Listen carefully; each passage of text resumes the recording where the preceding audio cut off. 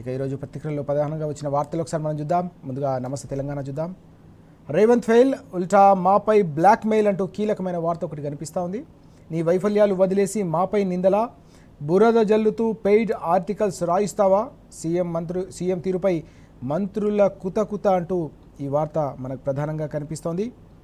16 మంది మంత్రుల్లో ఎంతమంది మధ్య సమన్వయం ఉన్నదో చెప్పగలవా అంటూ మంత్రుల మధ్య చర్చ నడుస్తున్నట్టుగా తెలుస్తూ ఉంది.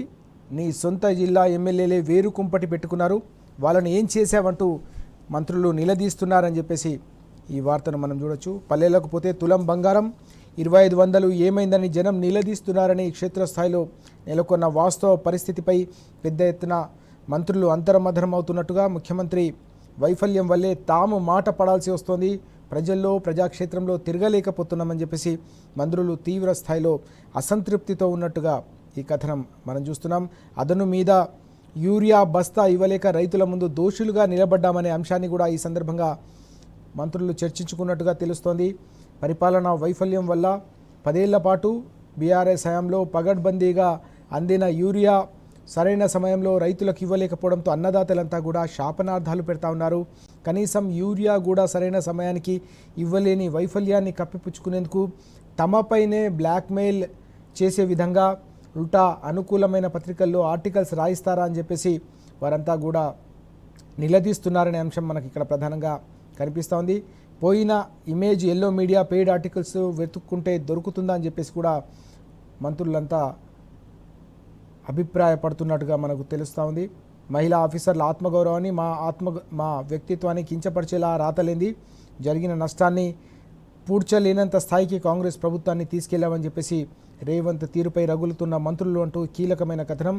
నీకు చేతగాక మాపై అభాండాలు వేస్తారా అంటూ పెద్ద ఎత్తున వారంతరిలో అసంతృప్తి రోజుకు రగిలిపోతుందనే అంశం ఇక్కడ ప్రధానంగా కనిపిస్తోంది. పరిపాలనలో పూర్తిగా ఫెయిల్ అయి ఆ వైఫల్యాన్ని కప్పిపుచ్చుకునేందుకు ఏకంగా మంత్రులను నిలదీయడం, మంత్రులపై అభాండాలు వేయడం, మంత్రుల మధ్య చిచ్చు పెట్టి పూర్తిగా ఏదో రకంగా నడిపించాలనే ఒక ప్రయత్నం ఏదైతే చేస్తూ ఉన్నారో దీనిపై మంత్రులు తీవ్ర స్థాయిలో ఆగ్రహం వ్యక్తం చేస్తున్నట్టుగా తెలుస్తోంది. ఇటీవల మనం చూసాం కేబినెట్ సమావేశంలో కూడా పెద్ద ఎత్తున మంత్రులు ఏకంగా ముఖ్యమంత్రిని నిలదీశారని, అనేక మంది బీసీ మంత్రులు కూడా తమను అణచివేస్తున్నారని చెప్పేసి వారు కూడా అసంతృప్తి వ్యక్తం చేసినట్టుగా మనం ఇటీవల పత్రికల్లో కథనాలు చూసాం. దీనికి తోడుగా అనేక కీలకమైన అంశాలు, ఇటీవల వివాదానికి తెలరేపిన అనేక కీలకమైన అంశాలు ఏవైతే ఉన్నాయో అవన్నీ కూడా ప్రజాక్షేత్రంలో పెద్ద ఎత్తున చర్చకు దారితీసి ప్రభుత్వానికి సంబంధించిన పరువు పూర్తిగా పడిపోయిన నేపథ్యంలో, పూర్తిగా పోయిన నేపథ్యంలో ఆ వైఫల్యాన్ని కప్పిపుచ్చుకునేందుకు, ఆ అసంతృప్తిని, ప్రజల్లో తీవ్రమవుతున్న అసంతృప్తిని ఏదో రకంగా మభ్యపెట్టేందుకు మంత్రులను బలిపశువులను చేసే విధంగా, అధికారులను పూర్తి స్థాయిలో వాటిలో బలిపశువులు చేసే విధంగా వ్యవహరించడం అత్యంత బాధాకరమని చెప్పేసి మంత్రులంతా కూడా అంతర్మథనంలో ఉన్నట్టు, పరస్పరం చర్చించుకుంటూ, అలాగే హైకమాండ్ కూడా నిలదీస్తున్నట్టుగా సమాచారం అందిస్తున్నట్టుగా కూడా తెలుస్తోంది. దీనికి తోడు నిన్న విడుదలైన ఒక ఫోటో కూడా పెద్ద ఎత్తున దుమారం రేపిన సందర్భం మనం చూస్తూ ఉన్నాం. తెలంగాణ ఆత్మగౌరవాన్ని ఢిల్లీకి తాకట్టు పెట్టడం అంటే ఎలా ఉంటుందో అని చెప్పేసి దీనిపై సోషల్ మీడియాలో నిన్న పెద్ద ఎత్తున చర్చ జరిగిన పరిస్థితి కూడా కనిపిస్తోంది. పోరాడి తెచ్చుకున్న తెలంగాణ రాష్ట్రాన్ని ఢిల్లీ కాళ్ళ దగ్గర పెడితే పూర్తిగా తెలంగాణ ఆత్మగౌరవాన్ని దెబ్బతీస్తారని మరోసారి రుజువైందనే అంశం ఈరోజు ఈ ఫోటో ఐటమ్ ద్వారా ప్రధానంగా కనిపిస్తుందనే ఒక కథనం కూడా కనిపిస్తుంది. తెలంగాణ ఆత్మగౌరవం గల నేల, గతంలో అంజయ్య గారిని రాజీవ్ గాంధీ అవమానిస్తే అదే కాంగ్రెస్ను ఓడగొట్టింది ఈ ప్రజలే. అలాంటి రాష్ట్రానికి ముఖ్యమంత్రి ఎవరున్నా ఈ నేల ప్రతినిధిగానే మనం చూడాలి. అది తెలంగాణ మనోభావాలు కనీసం కూడా గౌరవం లేని ఢిల్లీ పార్టీ కాబట్టే పూర్తిగా ఈ రకంగా వ్యవహరించిందనే అంశం నిన్న ఈ ఫోటో ఐటమ్ కూడా పెద్ద ఎత్తున వివాదానికి తెరలేపిన సందర్భం కూడా కనిపిస్తుంది. ఢిల్లీ పార్టీలన్నీ కూడా తెలంగాణకు సంబంధించిన ఆత్మగౌరవాన్ని ఏ రకంగా దెబ్బతీస్తాయో చెప్పడానికి ఇది మరో నిదర్శనంగా నిలుస్తుందనే అంశం కూడా ఈరోజు ప్రధానంగా కనిపిస్తుంది. మొత్తం మీద రాష్ట్ర పరిపాలనకు సంబంధించిన వైఫల్యం అనేది పెద్ద ఎత్తున ప్రజల్లో కూడా చర్చకు దారితీస్తున్న సందర్భం. జూబ్లీహిల్స్ ఉప ఎన్నికలు జరగబోతున్న నేపథ్యంలో ఈ పరిణామాలన్నీ కూడా అక్కడ ప్రజలు కూడా పెద్ద ఎత్తున చర్చించుకుంటున్నారనే అంశం కూడా ఈరోజు పత్రికల్లో ప్రధానంగా కనిపిస్తూ ఉంది. రౌడీల పాలైన రాష్ట్రం అంటూ నిన్న పెద్ద ఎత్తున బీఆర్ఎస్ వర్కింగ్ ప్రెసిడెంట్ కేటీఆర్ గారు ప్రభుత్వం పైన, ముఖ్యమంత్రి పైన విరుచుకుపడ్డారు. తీవ్ర స్థాయిలో ధ్వజమెత్తిన అంశం మనకి ఇక్కడ కనిపిస్తూ ఉంది. మూటల పంపకాల్లో ముఖ్యమంత్రి బిజీగా ఉన్నారని చెప్పేసి నిన్న కేటీఆర్ గారు ధ్వజమెత్తిన అంశానికి సంబంధించిన సమగ్రమైన కథనం కనిపిస్తోంది. తెలంగాణ భవన్లో నిన్న ఒక కార్యక్రమం జరిగింది. తెలంగాణ మైనార్టీ గురుకులంలో చదివి ఎంబీబీఎస్ సీటు సాధించిన మైనార్టీ విద్యార్థులకు నిన్న తెలంగాణ భవన్లో పెద్ద ఎత్తున స్టెథోస్కోప్లు, ఆఫ్రాన్లు అందజేసి వారందరినీ కూడా అభినందించారు వర్కింగ్ ప్రెసిడెంట్ కేటీఆర్ గారు. అలాగే హరీష్ రావు గారు, ఇతర నేతలంతా కూడా ఈ కార్యక్రమంలో పెద్ద ఎత్తున పాల్గొన్న సందర్భం కూడా కనిపించింది. నిన్న మైనార్టీ విద్యార్థులతో పాటు అనేక మంది విద్యార్థులు ఎవరైతే ఉన్నారో వారంతా కూడా ఏ రకంగా ఎంబీబీఎస్లను వంటి ఉన్నత చదువులను పూర్తి చేసుకొని ఇప్పటికే తెలంగాణకు సంబంధించిన గురుకులాలకు సంబంధించిన ఖ్యాతిని దేశవ్యాప్తంగా కూడా ప్రతిష్టను పెంచిన సందర్భాన్ని మనం చూసాం. ఈ క్రమంలోనే ఎంబీబీఎస్ సీట్ సాధించిన మైనార్టీ గురుకులకు సంబంధించిన విద్యార్థులు ఎవరైతే ఉన్నారో వారందరికీ కూడా నిన్న అభినందనలు తెలియజేసి వారందరినీ సత్కరించిన సందర్భం. ఆ కార్యక్రమంలో ప్రతి ఒక్కరు కూడా తీవ్ర భావోద్వేగానికి గురైన సందర్భం కూడా కనిపిస్తోంది. తమ పిల్లలు అంటే ఆర్థిక స్తోమత లేక డాక్టర్ చదవాలనే ఒక కలగన్న పిల్లలకు సంబంధించిన ఆ కళను నెరవేర్చలేక సతమతమవుతున్న తల్లిదండ్రుల ఆకాంక్షలను నెరవేర్చే విధంగా, అలాగే ఆ పిల్లలకు సంబంధించిన మైనార్టీ విద్యార్థినులకు సంబంధించిన ఉజ్వల భవిష్యత్తుకు బంగారు బాటలు వేసిన కేసీఆర్ గారిని ప్రతి ఒక్కరు కూడా వారి కార్యక్రమాలను, వారు చేపట్టిన గురుకులాలకు సంబంధించిన ప్రతి అంశాన్ని కూడా చర్చించుకున్న సందర్భం కూడా కనిపిస్తూ ఉంది. అన్నిటికంటే ముఖ్యంగా విద్యార్థులపై పెట్టే ఖర్చు ఏదైతుందో అది ప్రభుత్వానికి ఖర్చు కాదు, భారం కాదు, అదొక బాధ్యత అనే ఒక సమున్నతమైన ఆలోచనతో 1000కి పైగా గురుకులాలను ఏర్పాటు చేసి అందులోనూ మైనార్టీలకు సంబంధించిన విద్యార్థులను ఉన్నత చదువుల వైపు నడిపించడం అనేది ఒక కీలకమైన పరిణామం. స్వతంత్ర భారత చరిత్రలోనే ఎక్కడ కూడా ఈ స్థాయిలో మైనార్టీలకు సంబంధించిన విద్యార్థుల ఉన్నత చదువుల కోసం బంగారు బయటలు వేసిన పరిస్థితులు గతంలో ఎప్పుడూ లేవనే అంశం కూడా నిన్న పెద్ద ఎత్తున మైనార్టీ వర్గాల్లో, అన్నిటికంటే ముఖ్యంగా జూబ్లీ హిల్స్లో కూడా పెద్ద ఎత్తున చర్చకు దారితీస్తున్న సందర్భం కూడా కనిపించింది. ఆ అంశానికి సంబంధించిన కార్యక్రమం ఇది. అయితే ఇందులో ఇటీవల జరుగుతున్న పరిణామాలపై పెద్ద ఎత్తున ధ్వజమెత్తారు కేటీఆర్ గారు. వాటాల కోసం మంత్రుల మధ్య కొట్లాట నడుస్తోంది, మొత్తం రాష్ట్రం అంతా కూడా రౌడీ పాలైందని ఆవేదన వ్యక్తం చేస్తున్న సందర్భం కూడా కనిపించింది. ఈ అంశాలన్నింటినీ కూడా జూబ్లీ హిల్స్ ప్రజలు ఆలోచించాలని నిన్న కేటీఆర్ గారు పిలుపునిచ్చారు. ఎలాంటి పరిపాలన నడుస్తోంది, ఎలాంటి పరిణామాలు కొనసాగుతున్నాయి, సెటిల్మెంట్లు, దందాలు, అలాగే భూ కబ్జాలకు సంబంధించిన వ్యవహారంతో రాష్ట్రానికి సంబంధించిన పరువు ఏ రకంగా గంగలో కలుస్తుందో కూడా ప్రజలు గమనించాలి. ఓవైపు ఎన్నికల్లో ఇచ్చిన హామీలు కావచ్చు, గ్యారంటీలన్నీ కూడా గాలిలో కలిసిపోయినాయి, వాటన్నిటికి కూడా గోరీగట్టిరు. చివరికి పథకాలు ఇవ్వకుండా ఇప్పటికే ప్రజల్లో పలచనైన ప్రభుత్వం సెటిల్మెంట్లతో మరింత పరువు దిగజార్చుకుందనే అంశాన్ని ఈ సందర్భంగా కేటీఆర్ గారు మాట్లాడిన వివరాలన్నీ చూస్తున్నాం. ఈ ఓటు అనే ఒక బ్రహ్మాస్త్రంతో జూబ్లీహిల్స్లో ద్రోహపూరితమైన పార్టీకి బుద్ధి చెప్పాలని ఈ సందర్భంగా జూబ్లీహిల్స్ ప్రజలకు పిలుపునిచ్చిన సందర్భం కూడా మనకు కనిపించింది. సాధారణంగా 5 ఏళ్ల ప్రభుత్వాన్ని ఏర్పాటు చేసిన తర్వాత తప్పకుండా కీలకమైన పరిణామం నేపథ్యంలో మనకు జూబ్లీహిల్స్లో ఈ ఉప ఎన్నికలు అనేవి ఒక అవకాశంగా మలుచుకొని ప్రభుత్వానికి బుద్ధి చెప్పేందుకు, ప్రభుత్వానికి సంబంధించిన పరిపాలన వైఫల్యాలను ఎండగట్టేందుకు ప్రజలకు దొరికిన ఒక అవకాశం కాబట్టి ఈ అవకాశాన్ని వినియోగించుకొని కాంగ్రెస్కు గుణపాఠం చెప్పాలని కూడా పిలుపునిచ్చారు. 2 ఏళ్లలో పూర్తిగా ఒక రాబందుల రాజ్యం నడుస్తుంది రాష్ట్రంలో. ఆ ప్రభుత్వం పోతేనే ప్రజలకు ఉపశమనం లభిస్తుందనే అంశాన్ని కూడా ప్రస్తావించారు. ప్రతి ఒక్కరు కూడా కేసీఆర్ గారి రాజ్యం రావాలని ప్రతి ఒక్కరు కోరుకుంటున్నారు. రైతు బంధు రాజ్యం మళ్ళీ వస్తుంది, అది త్వరలోనే వస్తుంది అని చెప్పేసి కూడా నిన్న ప్రకటించిన సందర్భం. మీకు ఇచ్చిన హామీలను బీఆర్ఎస్ నెరవేరుస్తుంది, బీఆర్ఎస్ వర్కింగ్ ప్రెసిడెంట్ కేటీఆర్ అంటూ కీలకమైన కథనం కూడా కనిపిస్తోంది. మహాలక్ష్మి కావాలంటే కాంగ్రెస్ను ఓడించి తీరాలి, అప్పుడైనా ప్రభుత్వం దారికి వస్తుంది, లేకపోతే ప్రజలను ఏం చేసినా మేము హామీలు అమలు చేయకపోయినా ప్రజలు ఓటేశారనే ఒక ఆలోచనతో ప్రభుత్వం మరింతగా రెచ్చిపోయే ప్రమాదం పొంచి ఉంది. కాబట్టి ప్రభుత్వానికి చురక తగ్గలాలంటే తప్పకుండా దీనిలో గుణపాఠం చెప్పాలని మాజీ మంత్రి హరీష్ రావు గారు కూడా నిన్న పిలుపునిచ్చారు. రేవంత్ రెడ్డి కట్టింది ఒక్క ఇల్లు కూడా లేదు, ఒక ఇటుక పెర్చలేదు, కానీ 1,00,000 ఇండ్లు ఈ 2 ఏళ్ల కాలంలో కూల్చిండని కూడా మండిపడిన అంశం మనం చూస్తున్నాం.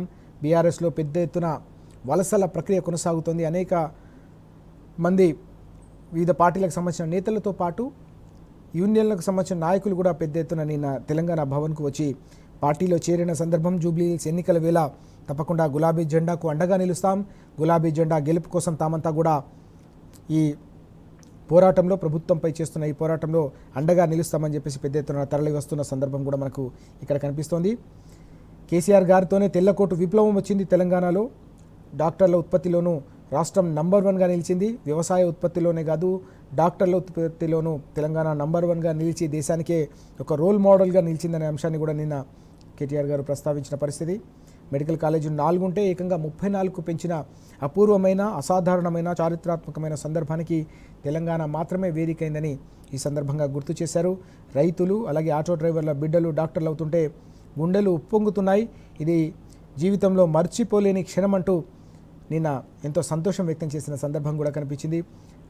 ఆ పిల్లలకు సంబంధించిన తల్లిదండ్రులు కూడా ఎంతో సంతోషం వ్యక్తం చేశారు. తమ కళ్ళ ముందు తమ పిల్లల భవిష్యత్తుకు బంగారు బాటలు వేసిన బీఆర్ఎస్ పార్టీకి వారంతా కూడా గుండెల నిండా ఆశీర్వదించిన సందర్భం. కేసీఆర్ గారిని ప్రతి ఒక్కరు కూడా వారితోనే ఈ అద్భుతమైన ఫలితం సాధ్యమైందని చెప్పేసి వారంతా కూడా హర్షం వ్యక్తం చేసిన సందర్భం కూడా నిన్న మనకు కనిపించింది. ఇక మరిన్ని కీలకమైన వార్తలు మనం చూస్తున్నాం. ఇక్కడ 55 సార్లు ఢిల్లీ టూర్లు వచ్చింది -3,000 కోట్లు అంటూ మరో కీలకమైన వార్త ఇది. ముఖ్యమంత్రి ఏకంగా 55 సార్లు ఢిల్లీకి వెళ్ళినా కేంద్రం నుంచి మనకు వచ్చింది ఏమీ లేదు, పైగా 3,000 కోట్ల లోటు మైనస్ ఉందనే అంశం ఇక్కడ మనం చూస్తున్నాం. 15th ఫైనాన్స్ కమిషన్కు సంబంధించిన నిధుల్లో తెలంగాణకు సంబంధించిన వాటా 2% పడిపోయింది. ఇది అత్యంత బాధాకరం. తెలంగాణ రాష్ట్రానికి గొడ్డలి పెట్టు. తెలంగాణ రాష్ట్రానికి కేంద్రం ఇవ్వట్లేదు, రాష్ట్ర ప్రభుత్వం కాంగ్రెస్ పార్టీ తేవట్లేదనే అంశం కూడా ఈరోజు మనం చూస్తున్నాం. 2 ఏళ్లుగా రాష్ట్రానికి దక్కింది గుండు సున్నా. రేవంత్ పాలనలో రాష్ట్రానికి తీవ్రమైన అన్యాయం జరుగుతోంది. కేటాయించిన నిధులను కూడా కేంద్రం విదల్చడం లేదు. యూపీకి ఒక్క ఏడాదిలోనే 48,000 కోట్లు ఇస్తే తెలంగాణకు 6 ఏళ్లలో 1 కాదు 2 కాదు 6 ఏళ్లలో 6,000 కోట్లు కూడా ఇవ్వని పరిస్థితి.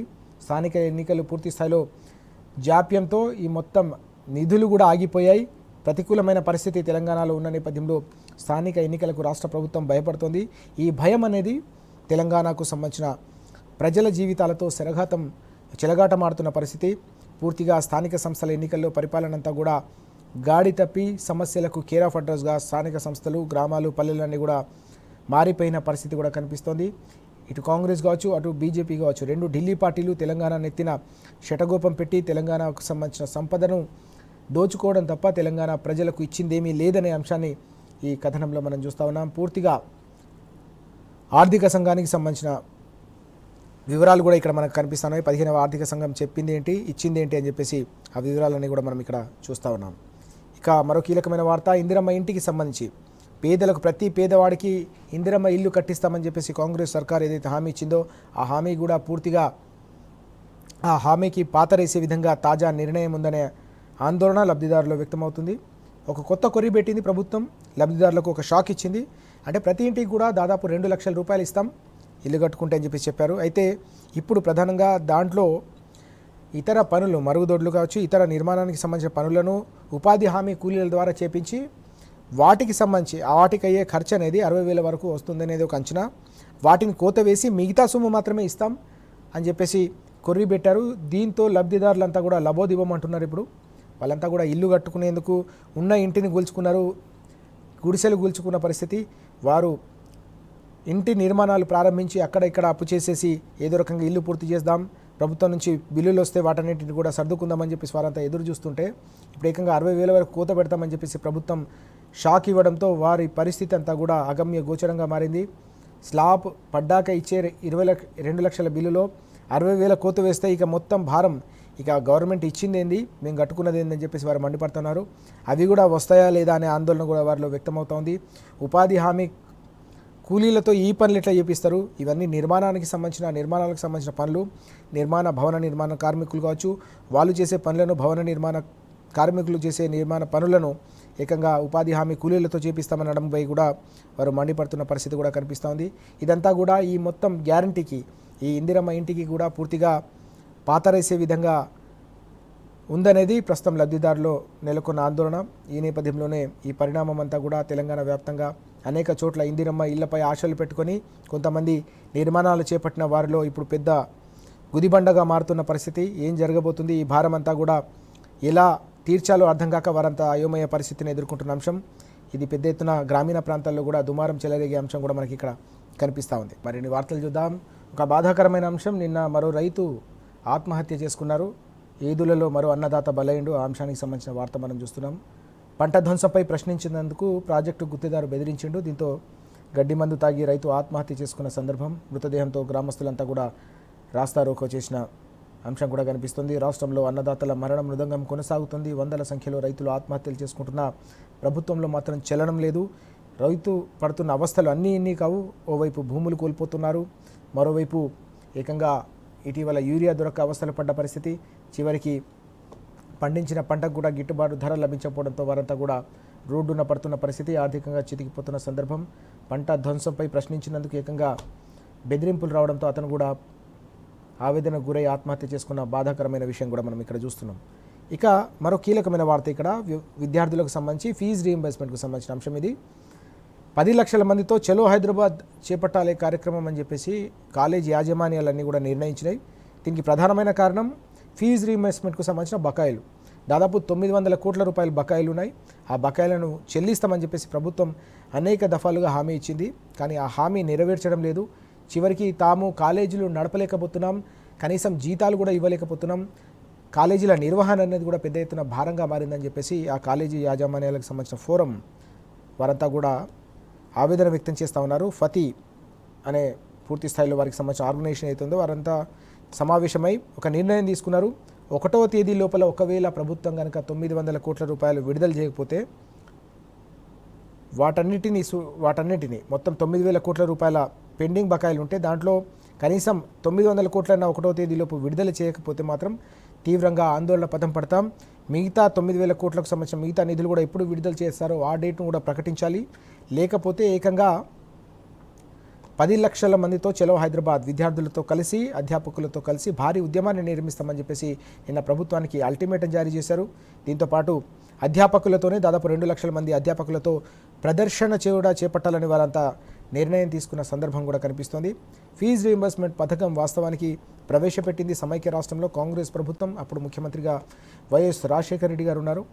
వైఎస్ రాజశేఖర రెడ్డి గారు చేపట్టిన కార్యక్రమం అయినప్పటికీ మంచి కార్యక్రమం అయితే తప్పకుండా ఏ ప్రభుత్వమైనా కొనసాగించాల్సిందే అనే ఒక సమున్నతమైన ఆశయంతో, ఒక దార్శనికతతో కేసీఆర్ గారు అదే పేరుతో దాన్ని కొనసాగించడమే కాకుండా దానికి సంబంధించిన నిధులను ఎప్పటికప్పుడు కరోనా కష్టకాలంలో కూడా ఆ నిధులను అందించి పేద విద్యార్థులకు సంబంధించిన చదువులకు ఇబ్బంది తలెత్తకుండా ఫీజు రీయింబర్స్మెంట్ పథకాన్ని కొనసాగించిన సందర్భం. కానీ ఇప్పుడు ఏకంగా 2 ఏళ్లు గడుస్తున్నా కూడా దాదాపు 9,000 కోట్ల రూపాయల బకాయిలు పేరుకుపోవడం, 900 విడుదల చేస్తామన్న హామీని కూడా నెరవేర్చకపోవడం, కాంగ్రెస్ ఎన్నికల మేనిఫెస్టోలో ఫీజు రీయింబర్స్మెంట్కు సంబంధించిన పథకాన్ని సమర్థంగా కొనసాగిస్తామని హామీ ఇచ్చి పూర్తిగా తమ పార్టీ ప్రభుత్వం గతంలో అమలు చేసిన పథకాన్నే ఈ రకంగా నిర్వీర్యం చేయడం, నీరుగార్చడంపై విద్యార్థుల తల్లిదండ్రులతో పాటు రాష్ట్ర ప్రజలు, బీసీ, ఎస్సీ, ఎస్టీ, మైనార్టీ విద్యార్థులంతా కూడా తీవ్ర స్థాయిలో ఆందోళన వ్యక్తం చేస్తూ ఉన్నారు.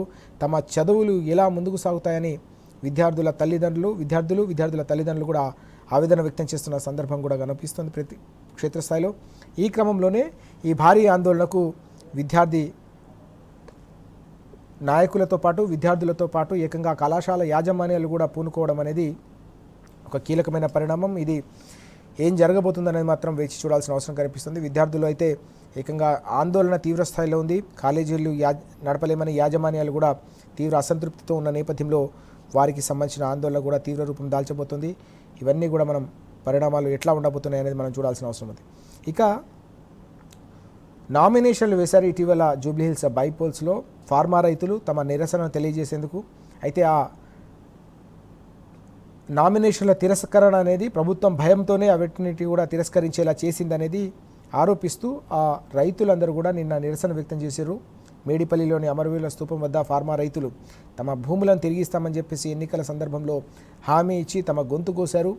చివరికి ఆ భూములతో పాటు వ్యాపారం చేస్తూ ఉన్నారని చెప్పేసి రైతులు మండిపడుతున్న అంశం కూడా ఇక్కడ మనకు కనిపిస్తూ ఉంది. వాటికి సంబంధించిన వివరాలు కూడా మనం చూస్తూ ఉన్నాం. అట్రాసిటీ పరిహాసం ఎస్సీ ఎస్టీ చట్టానికి కాంగ్రెస్ సర్కార్ తూట్లు అంటూ మరో వార్త కూడా మనకి ఇక్కడ కనిపిస్తూ ఉంది. ఏడాదిగా పరిహారం నిధుల చెల్లింపు కూడా బంద్ చేశారు. అండగా నిలవాల్సిన చోట బాధితులపై నిర్లక్ష్యంగా వ్యవహరిస్తూ ఉన్నారు. 4,000 మందికి అందని 40 కోట్ల పరిహారం అంటూ ఈ వార్త కూడా మనకు కనిపిస్తోంది. కార్యాలయాల చుట్టూ తిరిగినా కూడా ప్రయోజనం లేదనే అంశం కూడా ఇక్కడ మనకు కనిపిస్తోంది. ఇవి ఈరోజు పత్రికల్లో ప్రధానంగా వచ్చిన వార్తలు.